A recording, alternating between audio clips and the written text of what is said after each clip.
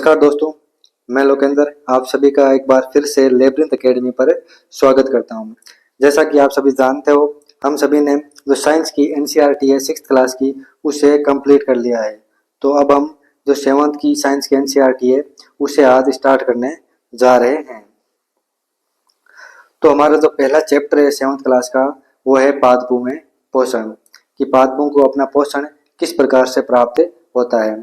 तो अगर इस चैप्टर की हम बात करें तो इसके अंदर हम क्या क्या पढ़ने वाले हैं इसके बारे में बात करते हैं।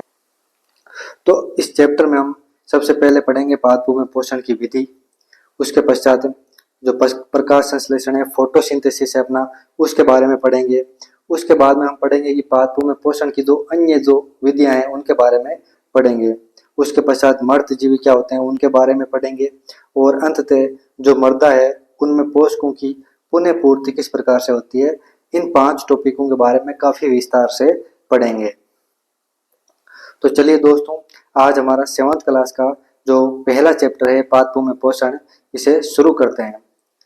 तो जैसा कि मैंने आपको 6th क्लास में पढ़ाया था भोजन के घटक, हम जानते हैं कि कार्बोहाइड्रेट, प्रोटीन, वसा, विटामिन और खनिज लवण होते हैं। ये हमारे शरीर के लिए आवश्यक है तथा हम इन्हें पोषक कहते हैं। इसके अतिरिक्त हमारे शरीर को जल तथा वृक्षांशों की भी आवश्यकता होती है। इनके अतिरिक्त हमारे शरीर को जल तथा वृक्षांश की भी आवश्यकता होती है। तो हम इन 5 जो पोषक होते हैं इनके बारे में पढ़ चुके हैं बहुत अच्छे से पहले।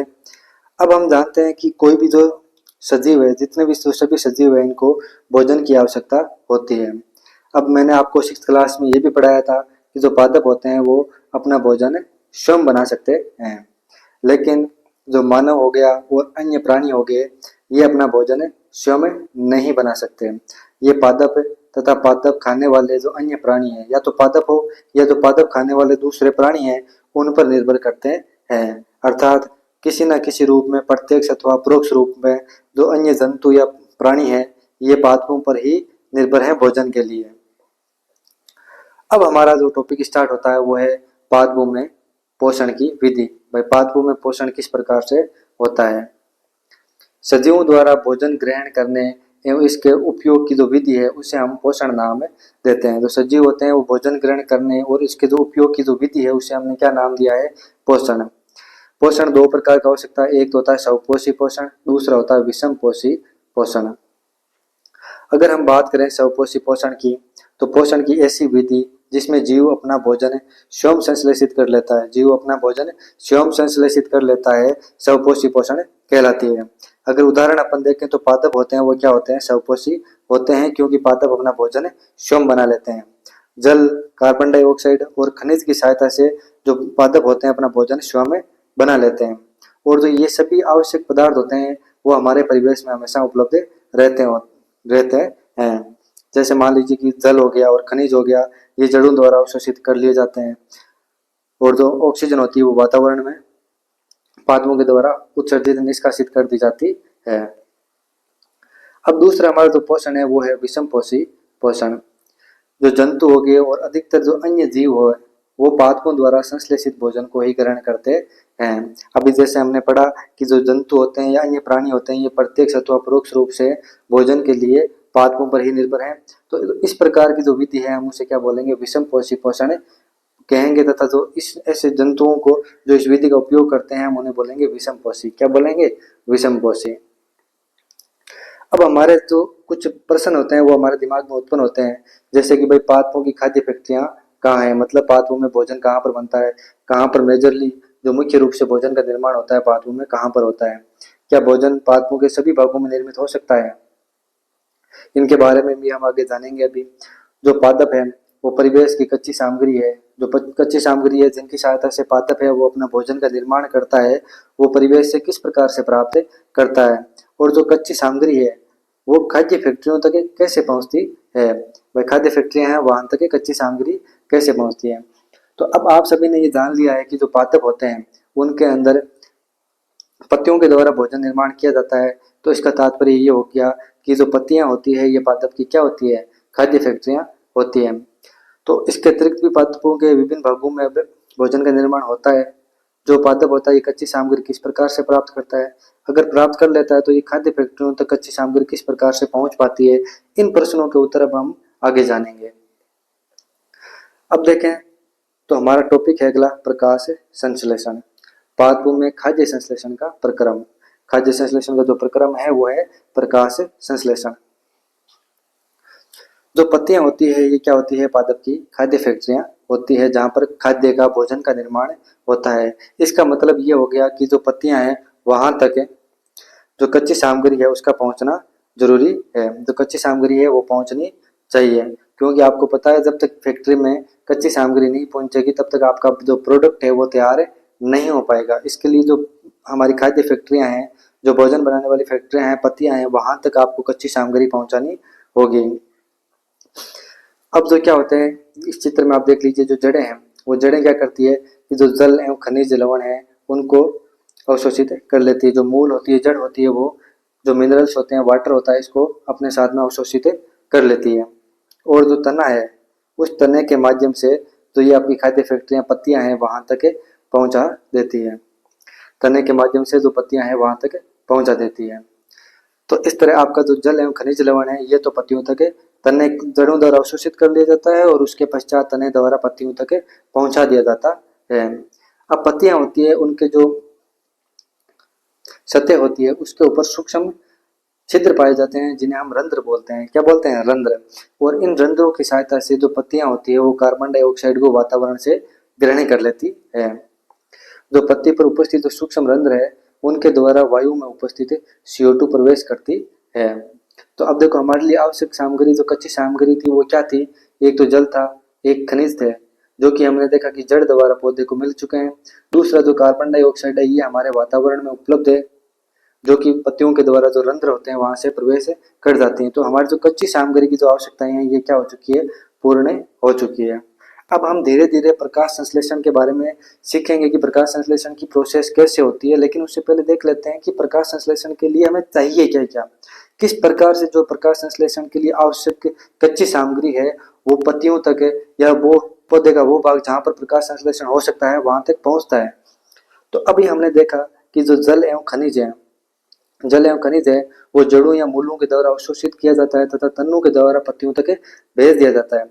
तो इसके अंदर वाहिकाएं होती है, जो वाहिकाएं होती है उनके द्वारा पत्तियों तक ये जल एवं खनिज है ये पहुंचते हैं। ये क्या होती है, ये नली के समान संरचनाएं होती है जो कि जड़, तना, शाखा एवं पत्तियों तक क्या होती है, फैली हुई होती है। और ये पोषकों को पत्तियों तक जो हमारी खाद्य फैक्ट्रियां हैं वहां तक पहुंचाने के लिए एक सतत मार्ग का निर्माण करती है, एक सतत मार्ग का निर्माण करती है। अब हमारे सामने एक प्रश्न आता है कि जब हम प्रकाश संश्लेषण की ही बात कर रहे हैं तो जो ये प्रकाश है इसका उपयोग पौधे किस प्रकार से करते हैं, प्रकाश की क्या भूमिका है, वो अब हम आगे बढ़ेंगे। अब पत्तियां होती है उनमें क्या पाया जाता है, एक हरा वर्णक होता है। पत्तियों के अंदर क्या होता है, एक हरा वर्णक होता है जिसे हम क्लोरोफिल कहते हैं, जिन्हें हम क्या कहते हैं, क्लोरोफिल कहते हैं। अब क्लोरोफिल का काम क्या है, क्लोरोफिल क्या करता है कि जो सूर्य का प्रकाश है, जो आपकी सौर ऊर्जा है, जो आपकी सोलर एनर्जी है, सूर्य ऊर्जा है, उसका संग्रहण करने में पत्ती की सहायता करता है। जो पत्ते की क्लोरोफिल युक्त कोशिकाएं हैं वो सौर ऊर्जा को पत्ती की मतलब संग्रहण करने में वो पत्ती की सहायता करती हैं। और इस ऊर्जा का है जो सौर ऊर्जा है, जो सूर्य की ऊर्जा है, प्रकाश है, इसका उपयोग जल एवं CO2 से खाद्य संश्लेषण में होता है। जल और जो CO2 है, आपकी जो CO2 है वो पत्तियों में रंध्रों द्वारा प्रवेश करती है और जल है वो जड़ों से पहुंचा हुआ पत्तियों तक है, उससे खाद्य संश्लेषण का में उपयोग है इस ऊर्जा का किया जाता है। अब क्योंकि जो ये खाद्य संश्लेषण है, जो ये खाद्य संश्लेषण है ये सूर्य की प्रकाश की उपस्थिति में हुआ है, सूर्य के प्रकाश की उपस्थिति में हुआ है, इसलिए हमने इसे नाम दिया है प्रकाश संश्लेषण या फिर फोटोसिंथेसिस, या फिर फोटोसिंथेसिस, प्रकाश संश्लेषण या फोटोसिंथेसिस। तो अब हमने देखा कि क्लोरोफिल, सूर्य का प्रकाश, CO2 और जल ये आपके प्रकाश संश्लेषण के लिए आवश्यक है। अगर इतनी जो सामग्री है ये पौधे को या पत्तियों को उपलब्ध करा दी जाए तो वो भोजन का निर्माण कर सकता है। अब ये जो इस प्रकार का जो प्रक्रम है, जो ये भोजन निर्माण की प्रक्रिया है पौधे के द्वारा, ये पृथ्वी पर अपने आप में एक अद्वितीय प्रक्रम है, अद्वितीय प्रक्रिया है। ऐसी प्रक्रिया और कहीं पर भी नहीं पाई जाती है। जो पत्तियां होती है वो सौर ऊर्जा संग्रहित की, जो पत्तियों द्वारा क्या किया जाता है, सौर ऊर्जा संग्रहित की जाती है और पादप में खाद्य के रूप में संचित हो जाती है। जो सौर ऊर्जा है वो पत्तियों के द्वारा संग्रहित की जाती है और पादप में खाद्य के रूप में क्या हो जाती है, संचित हो जाती है। तो इसका मतलब ये हो गया कि जो सूर्य के द्वारा जो ऊर्जा प्राप्त हो रही है, जिनसे कि पादप अपना भोजन निर्माण कर रहा है, और उसी भोजन पर बाकी सृष्टि के समस्त जीव हैं वो टिके हुए हैं। मतलब पादप को ऊर्जा प्राप्त हो रही है सूर्य से और पादपों से ऊर्जा प्राप्त हो रही है अन्य प्राणियों को। इसका तात्पर्य ये हो गया कि जो हमारा सूर्य की जो ऊर्जा है वो ऊर्जा का क्या है, चरम स्रोत है। जो सभी जीव हैं, सजीव हैं, उनके लिए जो सूर्य है वो ऊर्जा का क्या है, अपना चरम स्रोत है। जो सूर्य से सौर ऊर्जा प्राप्त हो रही है, सूर्य ऊर्जा प्राप्त हो रही है, वो ही ऊर्जा का चरम स्रोत है। अब यदि हम एक विचार लाएं दिमाग में, अपने मस्तिष्क में एक विचार उत्पन्न करें कि यदि प्रकाश संश्लेषण नहीं होगा तो हमारे साथ में क्या होगा, जीवन किस प्रकार से होगा। अब आप जानते हो कि अगर प्रकाश संश्लेषण नहीं होगा तो पादप भोजन का संश्लेषण नहीं कर पाएंगे। पादप क्या नहीं कर पाएंगे, भोजन का संश्लेषण। अब आप जानते हो कि जो अन्य जीव है वो प्रत्यक्ष अथवा परोक्ष रूप से पादपों पर ही भोजन के लिए निर्भर है। तो पादप भोजन का निर्माण नहीं करेगा तो अन्य जीवों को भी भोजन प्राप्त नहीं होगा। और इसके अतिरिक्त जब प्रकाश संश्लेषण की प्रक्रिया होती है, उसी प्रक्रिया में हमारे लिए जो प्राणवायु है, सभी जीवों के लिए, सजीवों के लिए जो प्राणवायु ऑक्सीजन है वो भी बनती है, उसका भी निर्माण नहीं होगा। तो यहाँ से ये स्पष्ट हो चुका है कि प्रकाश संश्लेषण की अनुपस्थिति के बिना पृथ्वी पर जीवन की कल्पना करना भी क्या है, असंभव है। पृथ्वी पर जीवन की कल्पना करने के लिए जो पहली शर्त है वही प्रकाश संश्लेषण की है।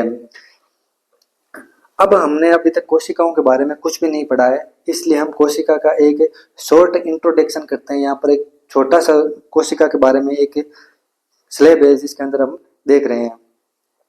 इस एक स्लाइड में हम कोशिका को थोड़ा सा समझने की कोशिश करेंगे, ताकि हम जो एक दो बार हमने जो कोशिका युक्त जो हमने पत्तियों में पढ़ा था कि जो क्लोरोप्लास्ट या जो क्लोरोफिल युक्त कोशिकाएं हैं, एक दो बार नाम आया तो हमें पता तो रहना चाहिए कि कम से कम कोशिका होती क्या है।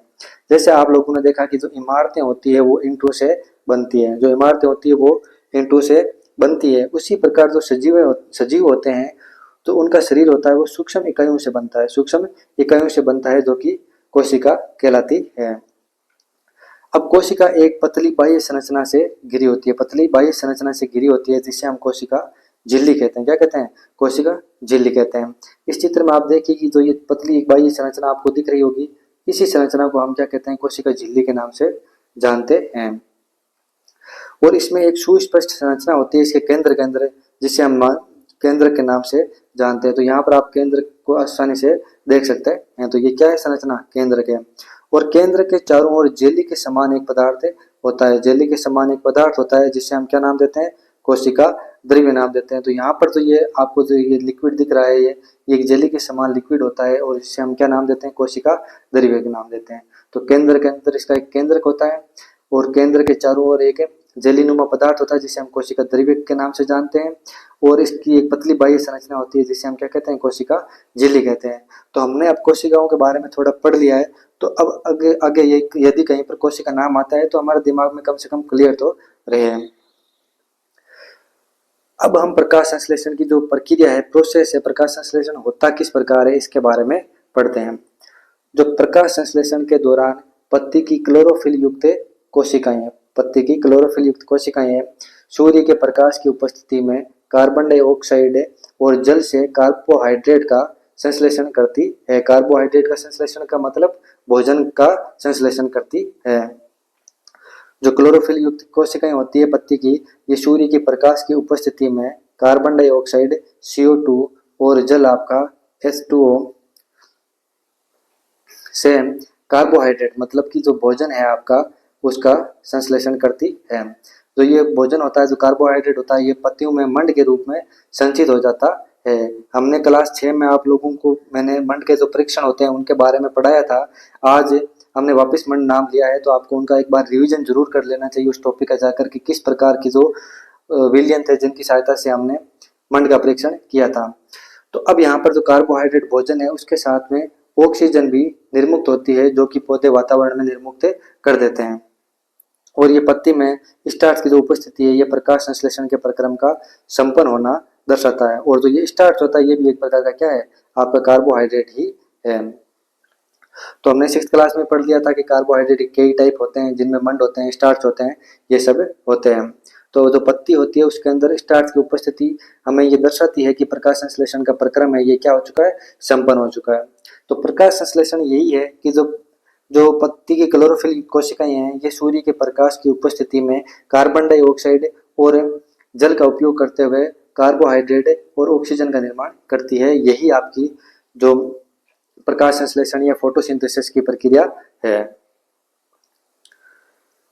अब हम देखते हैं कि जो पत्तियां होती हैं उसके अतिरिक्त भी पादपों के दूसरे जो हरे भाग होते हैं, पादपों में दूसरे जो हरे भाग होते हैं जैसे कि हरे तने हो गई, हरी शाखाएं होगी, उनमें भी क्या होता है, प्रकाश संश्लेषण होता है। उनमें भी जो ये प्रकाश संश्लेषण की प्रक्रिया होती है।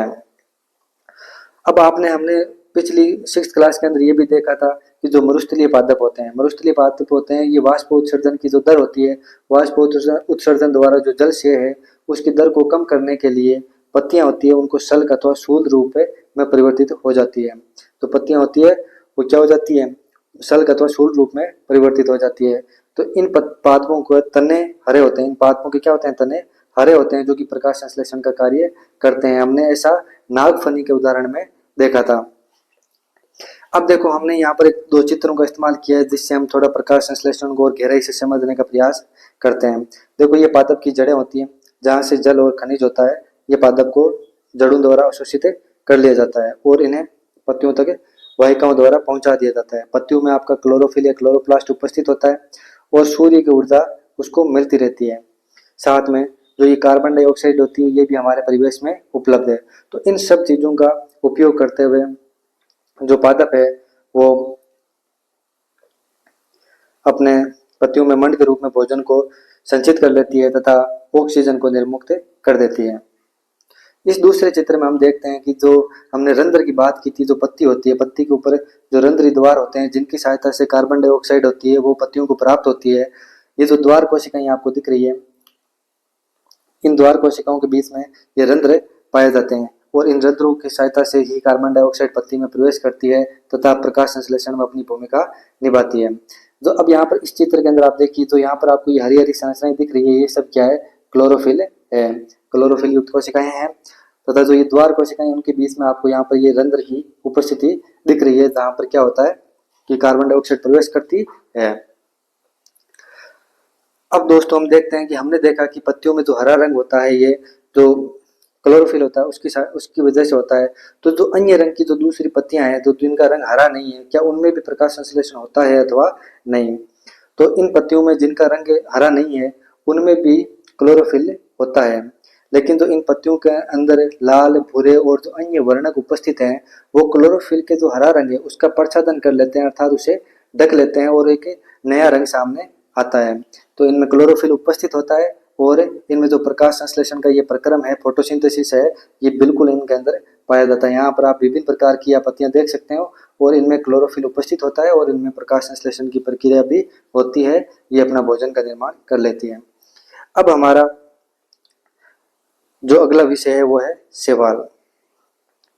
आपने जो गीली दीवारें होती है, तालाब या ठहरा हुआ जो जलाशय में होता है पानी देखा होगा, उसमें हरे अवपंखी होते हैं, पादप जैसी संरचनाएं होती है, हरी हरी आपने जरूर देखी होगी काई के समान। तो ये सामान्यतः कुछ जीवों की वृद्धि के कारण बनते हैं, कुछ जीव होते हैं उनकी वृद्धि के कारण ये बनते हैं जिन्हें हम शैवाल नाम से जानते हैं। इन शैवालों के अंदर क्लोरोफिल होता है जिसके कारण ये हरे दिखाई देते हैं और प्रकाश संश्लेषण के द्वारा अपना भोजन भी स्वयं बना लेते हैं। हरा क्यों दिखाई देते हैं? क्योंकि इनमें क्लोरोफिल होता है। अगर क्लोरोफिल होता है तो ये अपना भोजन प्रकाश संश्लेषण द्वारा बना लेते हैं। अब पादपों में कार्बोहाइड्रेट के अतिरिक्त जो अन्य खाद्य हैं उनका संश्लेषण किस प्रकार से होता है इसके बारे में हम थोड़ा पढ़ते हैं और इस अध्याय में इसको हम 3 बार पढ़ेंगे और अंततः इसको कंप्लीट करेंगे, छोटे छोटे टुकड़ों में और धीरे धीरे समझने का प्रयास करेंगे कि जो अन्य खाद्य है उनका संश्लेषण होता किस प्रकार से है। हम जानते हैं कि जो प्रकाश संश्लेषण होता है उसमें कार्बोहाइड्रेट का निर्माण होता है। कार्बोहाइड्रेट में कार्बन होता है, हाइड्रोजन होता है तथा ऑक्सीजन होता है। इनका उपयोग होता है वो खाद्य के जो अन्य घटक हैं उनके संश्लेषण में भी होता है।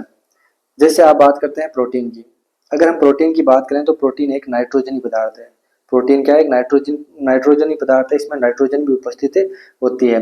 कार्बन, हाइड्रोजन और ऑक्सीजन के अतिरिक्त नाइट्रोजन भी उपस्थित होती है। अब हम सब जानते हैं कि वायु के अंदर प्रचुर मात्रा में लगभग 78% नाइट्रोजन पाई जाती है, लेकिन यहाँ पर एक समस्या है।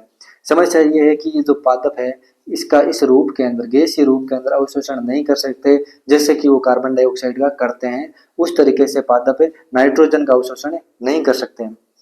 अब इसके लिए क्या होते हैं कि मिट्टी के अंदर विशेष प्रकार के जीवाणु पाए जाते हैं। मिट्टी में क्या होते हैं, विशेष प्रकार के जीवाणु होते हैं जो ये आपकी गैस या नाइट्रोजन होता है उसको उपयोगी यौगिकों में परिवर्तित कर देते हैं और मृदा में निर्मुक्त कर देते हैं, जो जल के साथ बनकर एक विलेय पदार्थ बना लेते हैं। और जो ये विलेय पदार्थ है जिसमें अब नाइट्रोजन उपस्थित है वो पादप के द्वारा जल के साथ में अवशोषित कर लिए जाते हैं। तो आपने ये पूरी प्रोसेस देखी कि जो अन्य खाद्य पदार्थ हैं जिनके अंदर कार्बोहाइड्रेट के अतिरिक्त जैसे नाइट्रोजन का इस्तेमाल हो गया तो वो किस प्रकार से संश्लेषण करते हैं। अब हमने देखा कि जो किसान होता है वो खेत के अंदर खाद तथा उर्वरकों का उपयोग करता है जिनके अंदर नाइट्रोजनी पदार्थ होते हैं वो क्या होते हैं, प्रचुरता से होते हैं। जो अन्य संगठक है उनके साथ नाइट्रोजन की आपूर्ति के लिए हमें क्या करना होता है कि जो खाद या उर्वरक है उनका उपयोग करना होता है। इनकी जैसे ही नाइट्रोजन की आपूर्ति हम खाद या उर्वरक के द्वारा कर लेते हैं तो जो पादप होता है वो खाद्य और जो अन्य संगठकों का जो संश्लेषण है वो कर पाता है, जैसा आपका प्रोटीन हो गया या फिर वसा हो गया, जैसा कि अभी हमने पिछले जो प्रोसेस है वो पूरी देखी है। अब है पादपों में पोषण की अन्य विधियां।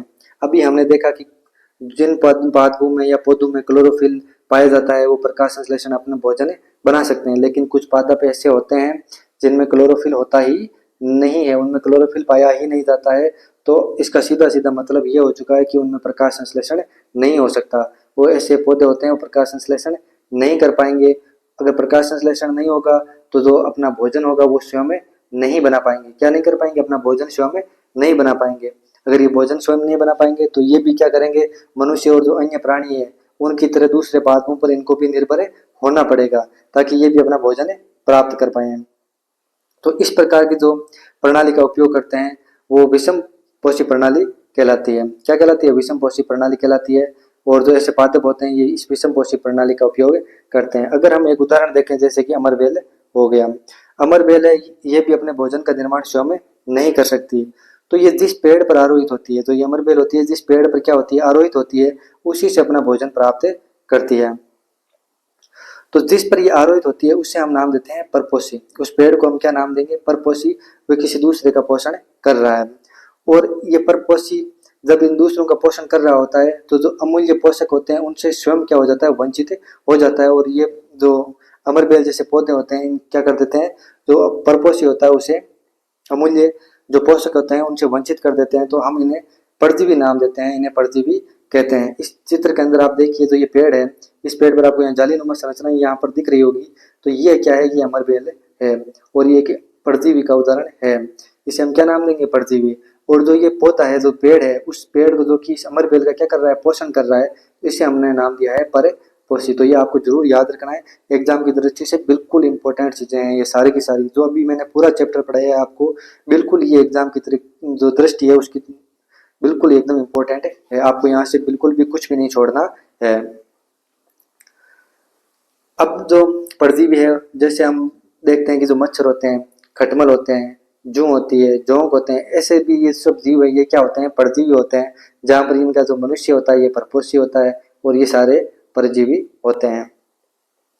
अब हम देखते हैं कि कुछ पादप होते हैं जो जंतुओं का क्या करते हैं, भक्षण करते हैं। कुछ पादप होते हैं जो जंतुओं का भक्षण करते हैं। तो कुछ पादप होते हैं वो कीटों को पकड़ते हैं तथा उनका भक्षण कर पचा जाते हैं। ऐसे पादप होते हैं कीट पक्षी पादप। जैसे यहाँ पर हमने एक चित्र में घटपर्णी या पिचर पादप है में घड़े और ढक्कन जैसी संरचना होती है जिसकी सहायता से ये कीटों को पकड़ता है। इसके अंदर क्या होता है कि जो ये घड़ेनुमा संरचना है, ये वाली ये संरचना पत्ती का रूपांतरित रूप है। पत्ती है इस रूप में रूपांतरित हो गई है और जो पत्ती का जो शीर्ष भाग है वो घड़े पर ढक्कन के समान संरचना में परिवर्तित हो गया है।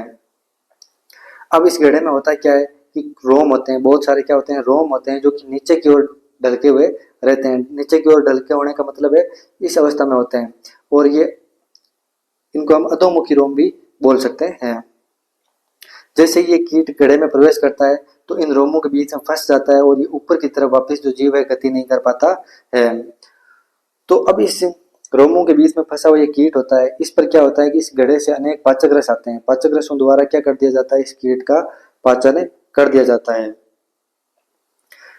अब ये जो पादप होते हैं कीट पक्षी, ये हरे रंग के भी हो सकते हैं और अन्य रंगों के भी हो सकते हैं। अब हमने देखा कि जो कीटों का भक्षण करने वाले ऐसे पादप होते हैं इन्हें हम बोलते हैं कीट भक्षी पादप। इन्हें क्या कहते हैं हम, कीट भक्षी पादप कहते हैं। अगर उदाहरण देखें तो वीनस फ्लाई ट्रैप हो गया और सेंड्यू का पादप हो गया, ये सब कीट भक्षी पादप होते हैं। तो अब आपने कई में सोचा होगा कि जो ये पादप होते हैं ये प्रकाश संश्लेषण नहीं कर पाते होंगे और ये कीटों द्वारा अपना भोजन लेते होंगे, तो ऐसा नहीं है। इन पादपों में प्रकाश संश्लेषण होता है, फोटोसिंथेसिस होता है, बिल्कुल पाया जाता है। लेकिन इनमें जो अन्य पोषक होते हैं उनकी कमी हो जाती है, जिसको पूरा करने के लिए क्या करते हैं, जो ये कीट होते हैं इनसे पाचन करते हैं इनका और इनसे जो पोषक होते हैं वो प्राप्त करते हैं। इस प्रकार के जो पादप होते हैं उन्हें मृदा से सभी पोषक प्राप्त नहीं होते हैं और विशेष तौर पर नाइट्रोजन की इनके अंदर कमी पाई जाती है। तो इन पौधों में देखो कीट भक्षी पौधे हैं, उनको आपको याद रखना है, इनके अंदर फोटोसिंथेसिस पाया जाता है, प्रकाश संश्लेषण की प्रक्रिया इनके अंदर होती है। ये कीटों का भक्षण करते हैं। क्यों करते हैं कीटों का भक्षण, क्योंकि इनको मृदा से सारे पोषकों का प्राप्त नहीं होते हैं, इसके लिए ये कीटों का भक्षण करते हैं और पोषक प्राप्त करते हैं। कीट भक्षी पौधे प्रकाश संश्लेषण करते हैं। प्रकाश संश्लेषण की प्रक्रिया में पौधे प्रकाश ऊर्जा को रासायनिक ऊर्जा में बदलते हैं। ये आपको याद रखना इंपॉर्टेंट लाइन है। प्रकाश ऊर्जा को किस में बदलते हैं, रासायनिक ऊर्जा में। कीट भक्षी पौधे भी प्रकाश संश्लेषक पौधे होते हैं। हालांकि ये पौधे पोषण की कमी वाले वातावरण में रहते हैं, इसलिए वे कीटों को खाकर जो खुद का पोषण होते हैं वो पूरा करते हैं। जो कीट भक्षी पौधे होते हैं वो सामान्यतः नाइट्रोजन की कमी वाली मिट्टी के अंदर उगते हैं। ऐसी मिट्टी जिसके अंदर नाइट्रोजन की कमी है, ऐसी जगह पर ये कीट भक्षी पौधे होते हैं, ये उगते हैं। अब हमारा अगली जो विधि है वो मृतजीवी। क्या है, मृतजीवी। तो आपने ये बिल्कुल इस प्रकार के छत्रक सब्जी वाले के पास में देखे होंगे और सड़ी गली वस्तुओं के ऊपर भी इन छत्रकों को आपने उगते हुए देखा होगा। जो वर्षा के दिन होते हैं वहां पर जो वृक्षों की सड़ी गली टूटी टहनियां हो गई या तनों या छाल पर ये छत्ते के समान संरचना को जरूर देखा होगा। ये सब होते हैं छत्रक, ये होते हैं मृतजीवी। अब जो मृतजीवी होते हैं उनके अंदर क्लोरोफिल अनुपस्थित होता है। क्लोरोफिल अनुपस्थित है अर्थात भोजन स्वयं नहीं बना सकते, प्रकाश संश्लेषण कर नहीं सकते और हम इन्हें देखेंगे तो इनमें प्राणियों के समान मुख भी नहीं होता जहां से ये भोजन ग्रहण कर ले, इनमें मुख भी नहीं होता है। तो ये अपना भोजन प्राप्त करते किस प्रकार से हैं, तो यहाँ पर दोस्तों हम एक एग्जांपल देख लेते हैं कि जो ब्रेड पर आपने जरूर इस प्रकार से कवक उगी हुई देखी होगी, रोटी पर देखी होगी आपने कभी लंबे टाइम तक पड़ी रह जाए तो ये कवक या फंजाई होते हैं। ये पोषण की एक भिन्न प्रकार की प्रणाली का उपयोग करते हैं, एक अलग प्रकार की प्रणाली है इनकी पोषण की, उसका उपयोग करते हैं। ये क्या करते हैं कि जो मर्द या विघटनकारी सड़ने वाली जो वस्तुएं जैव पदार्थ है उनकी सतह पर एक पाचक रस का स्राव करते हैं और उसे विलेय के रूप में परिवर्तित कर देते हैं। पाचक रस का स्राव करते हैं और उसे विलेय के रूप में परिवर्तित कर देते हैं और इस विलेय ने जो ये विलेय उन्होंने बनाया है पाचक रसों की सहायता से, उसी का भोजन के रूप में अवशोषण कर लेते हैं। तो हमें पता चल गया कि जो ये मृत जीवी होते हैं ये भोजन को किस प्रकार से प्राप्त करते हैं। तो जो इस प्रकार की जो पोषण प्रणाली है जिसमें जीव किसी मृत अथवा विघटित जैविक पदार्थों से पोषक तत्व प्राप्त करते हैं, मृत अथवा विघटित जैविक पदार्थों से पोषक तत्व प्राप्त करते हैं, मृत जीवी पोषण कहलाती है। ये विधि क्या कहलाती है, मृत जीवी पोषण कहलाती है। मृत जीवी पोषण प्रणाली का जो उपयोग है करने वाले जो जीव होते हैं उन्हें हम मृत जीवी कहते हैं। इस प्रणाली का जो उपयोग करते हैं ऐसे जीव को हम क्या कहते हैं, मृत जीवी कहते हैं। जैसे इसका उदाहरण हो गया मशरूम, कुकरमुत्ता और विभिन्न प्रकार की जो फफूंद होती है वो इसका उदाहरण है। कवक या फंजाई होते हैं, ये अचार हो गया, चमड़ा हो गया और कपड़े के जो अन्य पदार्थ, कपड़े या अन्य पदार्थ है उनके ऊपर आपने जरूर देखा होगा उनको। ऐसे स्थानों पर उगते हैं जो नम हो एवं उष्ण हो। इसके लिए जो वर्षा ऋतु होती है वो सबसे अच्छी परिस्थितियां प्रदान करती है और वर्षा ऋतु में आपने जो जूते हो गए, कपड़े पड़े हुए हो गए, उनके अंदर आपने बिल्कुल सामान्य तौर पर आपको ये कवक या फंजाई ये दिख जाते हैं। तो ये आते कहाँ से, जो इनके बीजाणु होते हैं ये वायु में उपस्थित होते हैं। जो इनके बीजाणु होते हैं वो क्या होते हैं, वायु में उपस्थित होते हैं और जैसे ही वो अनुकूल परिस्थितियां देखते हैं तो किसी जैव पदार्थ अथवा उत्पाद पर बैठते हैं और नम उष्ण उनका वातावरण होता है तो वो अंकुरित होकर नए कवक को जन्म दे देते हैं। उनकी जैसी अनुकूल स्थितियां होती है वो अंकुरित होते हैं उस जैविक पदार्थ पर और नए कवक को क्या कर देते हैं, जन्म दे देते हैं। अब हमने देखा कि जो यीस्ट हो गए, छत्रक हो गए, ये सब ऐसे जो कवक है जो उपयोगी होते हैं। कुछ कवक ऐसे होते हैं जो पादपों में, जंतुओं में और मनुष्यों में क्या उत्पन्न कर देते हैं, रोग उत्पन्न कर देते हैं। कुछ कवक होते हैं जिनका हम औषधि के रूप में भी उपयोग करते हैं, जैसे हमने पेनिसिलिन एक कवक है जिसका उपयोग औषधि के रूप में करते हैं। कुछ जीव एक दूसरे के साथ में रहते हैं। अब यहाँ पर एक नया हमने जो संबंध है उसके बारे में बात करने जा रहे हैं। यहाँ पर जो हमारा ये मर्तजीवी समाप्त हो चुके हैं। मर्तजीवी पोषण प्रणाली को हमने पढ़ लिया है। अब हम एक सहजीवी संबंध के बारे में बात करने जा रहे हैं। सहजीवन का सीधा सीधा आप इस शब्द से ही मतलब निकाल सकते हो कि एक दूसरे की सहायता करना और एक दूसरे को जीवन प्रदान करना। अब देखो कुछ जीव होते हैं वो एक दूसरे के साथ में रहते हैं, एक दूसरे के साथ में रहते हैं। उनका जो अपना आवास होता है, पोषक तत्व होते हैं, वो एक दूसरे के साथ बांटते हैं, एक दूसरे के साथ ये शेयर करते हैं। तो इस प्रकार का जो संबंध होता है उसे हम सहजीवी संबंध कहते हैं। जैसे हम देखते हैं कि कुछ कवक होता है वो वृक्षों की जड़ों में रहते हैं। कुछ कवक होते हैं वो क्या करते हैं, वृक्षों की जड़ों में रहते हैं। अब वृक्ष क्या करता है, कवक को पोषण प्रदान करते हैं। वृक्ष हो गए वो क्या करेंगे, पोषण प्रदान करेंगे, तथा कवक होगा वो वृक्ष को जल एवं पोषकों के अवशोषण में क्या करते हैं, सहायता करते हैं। जो जल और अन्य पोषक है उनके अवशोषण में सहायता करते हैं। तो जो वृक्ष के लिए जो ये संबंध है ये क्या है, इसका विशेष महत्व है। तो हमने देखा कि वृक्षों की जड़ों के अंदर कुछ कवक होते हैं जो कि एक दूसरे के साथ सहजीवी संबंध बनाते हुए अपने जो वृक्ष होता है उसके लिए एक विशेष महत्व होता है, और इनको भी आवास की प्राप्ति हो जाती है और खाद्य की प्राप्ति हो जाती है। अब जो हमारा दूसरा सहजीवी का संबंध है जो कि बहुत इंपॉर्टेंट है एग्जाम की दृष्टि से, बिल्कुल आप इसे याद करिएगा, बिल्कुल भी भूलने का प्रयास नहीं होना चाहिए इसमें। लाइकेन होता है वो शैवाल और कवक का सहजीवी संबंध है। शैवाल और कवक का, शैवाल हम पढ़ चुके हैं पहले। शैवाल में क्या होता है, क्लोरोफिल उपस्थित होता है। शैवाल में क्लोरोफिल उपस्थित होता है, जबकि कवक के अंदर क्लोरोफिल अनुपस्थित होता है। इसका मतलब यह है कि शैवाल भोजन बना सकता है, कवक भोजन नहीं बना सकता। तो शैवाल प्रकाश संश्लेषण करता है और खाद्य कवक को देता है। प्रकाश संश्लेषण करता है शैवाल और जो भोजन है वो कवक को प्रदान करता है।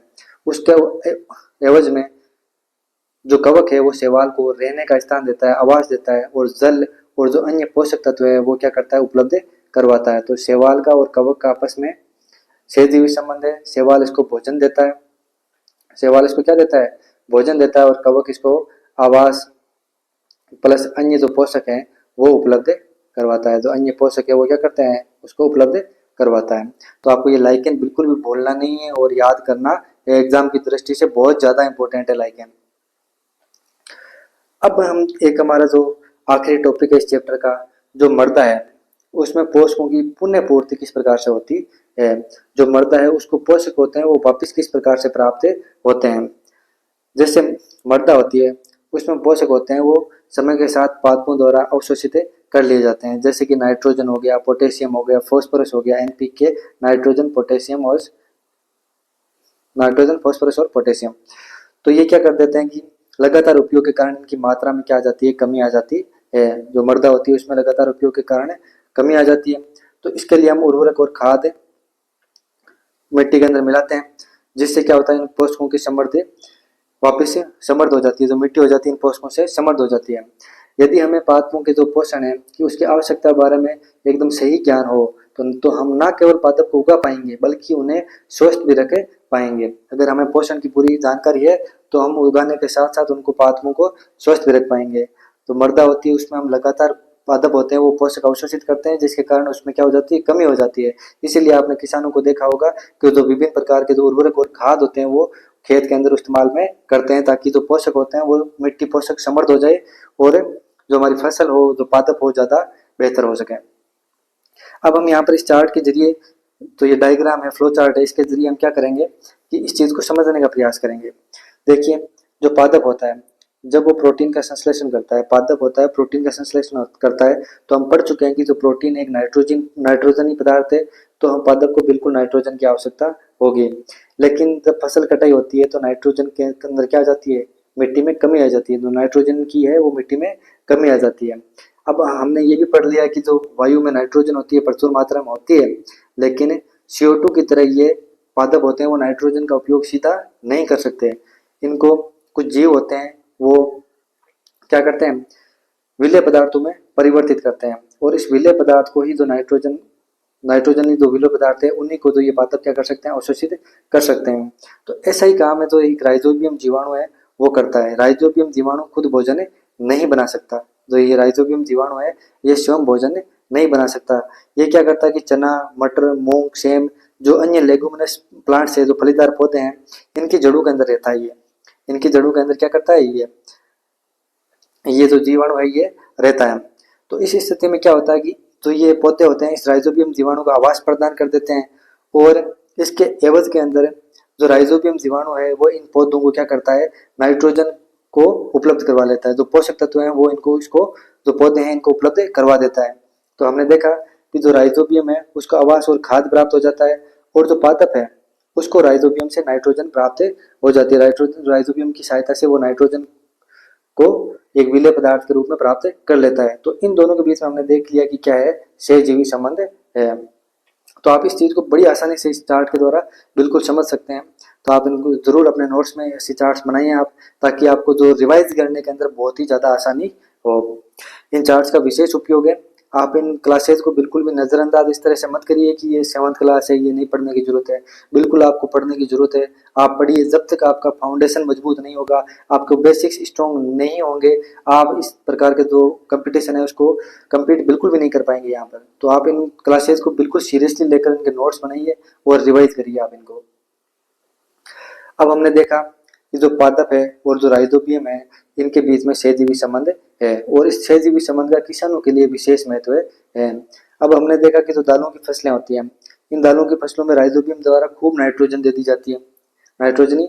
तो यहाँ पर खूब इस नाइट्रोजन के कारण क्या होता है कि जो नाइट्रोजनी उर्वरक होते हैं वो किसानों को लेने की आवश्यकता नहीं पड़ती और खेत में उनको डालने की आवश्यकता नहीं पड़ते हैं। और जो दालों की फसलें में नाइट्रोजन इतना आ जाता है जमीन के अंदर कि जो कई बार तो ऐसा होता है कि जो अगली फसल होती है उसके लिए भी नाइट्रोजन उर्वरक होते हैं, उनकी आवश्यकता नहीं पड़ती है।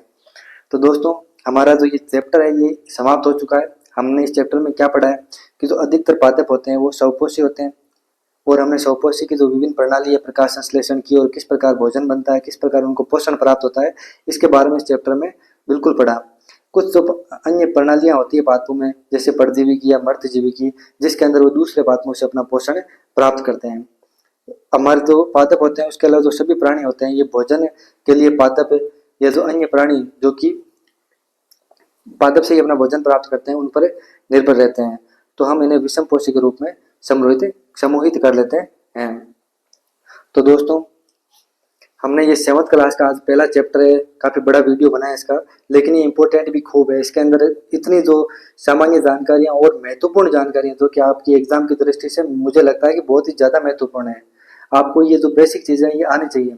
आप कई लोग देखते हैं कि इनके अंदर मेरे सिलेबस में एक नहीं है, आपको ये चीजें नहीं देखनी है। आपको एनसीईआरटी कंप्लीट पढ़ना है ताकि जो आपका ओवरव्यू तैयार हो सके साइंस के बारे में, आपका जो साइंस का बैकग्राउंड है वो अच्छा हो सके। आप हर चीज, अब कभी कभी ऐसा नहीं होता कि आप सिलेबस टू सिलेबस ही चलें।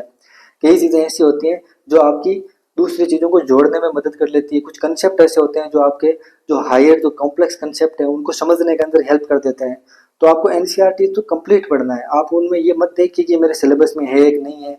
आप उनको पढ़ेंगे, आपकी सेंस डेवलप होगी। साइंस हमेशा जो कोई भी जो सब्जेक्ट है वो एक सेंस के ऊपर डिपेंड करता है। तो आपको साइंस की भी एक सेंस डेवलप करनी है। आपको सेंस का यहाँ पर जो मतलब ये है कि आपको चीजें जोड़नी आनी चाहिए। अब जब आप बड़े कॉम्प्लेक्स जो कंसेप्ट आएंगे आगे, जो अच्छी चीजें आएंगी, तो उनमें यही बेसिक चीजें आपके काम आएगी। तो आप इन्हें बिल्कुल भी नजरअंदाज मत करिए, पढ़िए अच्छे से, नोट्स बनाइए, बार बार रिवाइज करिए। हमने एक क्लास कंप्लीट कर ली है, उसके नोट्स बनाइए, उसको आप रिवाइज करिए बार बार। और हम जब इस 7th क्लास पढ़ रहे हैं तो इसको भी हम बहुत ही अच्छे से नोट्स बनाएंगे इनके और पढ़ने की कोशिश करेंगे। तो दोस्तों अगर आपको जो हमारा ये लेब्रिंथ एकेडमी का चैनल है, इस पर जो आपके जो वीडियो लेक्चर्स हैं ये आपको अगर पसंद आ रहे हैं तो बिल्कुल आप इन्हें लाइक करिए, कमेंट करिए। अगर आपको कुछ जो विचार हैं उनको कमेंट करिए। अपने जो दोस्त हैं जो कि तैयारी कर रहे हैं उनके साथ में इनको जरूर शेयर करें। हमारे चैनल को सब्सक्राइब करें तथा बेल आइकन जरूर दबाएं ताकि जो आपको अपडेट है वो तुरंत मिलते जाएं। तो दोस्तों आपका धन्यवाद। पढ़ते रहिए, आगे बढ़ते रहिए। आपका दिन मंगलमय हो। धन्यवाद।